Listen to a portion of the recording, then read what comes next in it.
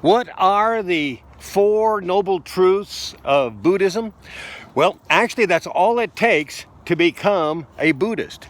In fact, that's all it took for Buddha to become a Buddha.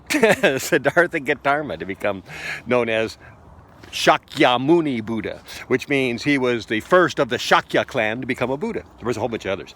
So anyway, Shakyamuni Buddha, the first of the Buddhas. And anyway, he said there was 4 things you needed to be a Buddhist, and the 4 noble truths. So here they are, 4 things. First thing is you got to accept that life includes suffering. Yeah, no, bad. You can't blame it on bad luck, karma. You can't even blame it on God. You can't give him credit for anything that happens, good or bad. You got to just accept reality for what it is.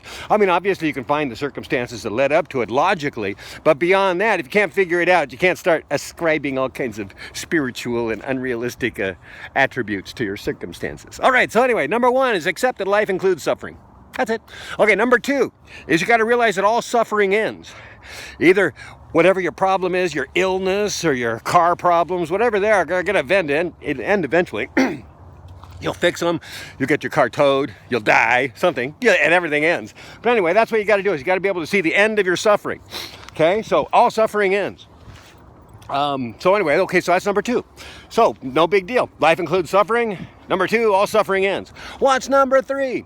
Well, number 3 is actually where you decide how to take control of ending it, okay? So now that you know it can end, you start to look for all the possibilities of how to end it, and you try to become the controlling factor in making it end as quickly as possible or as good as possible or whatever. You're now in control of the ending.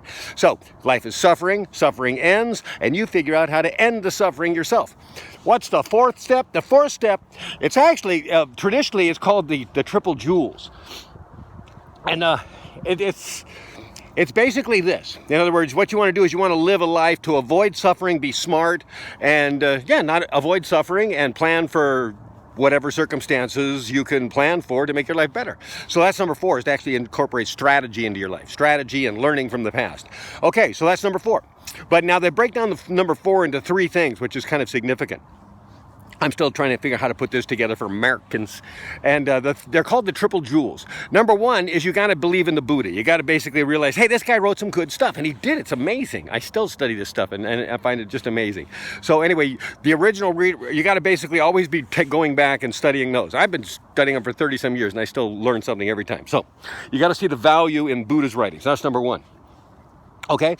Number 2 is you've got to learn how to incorporate the Dharma into your life. You've got to be able to utilize it. You got to be able to take the information and make it into wisdom. You know, there's a lot of information out there, but if you're not utilizing it, it's of no effect. It's not really significant to you. So in order to make it significant, it's got to have an impact on your life.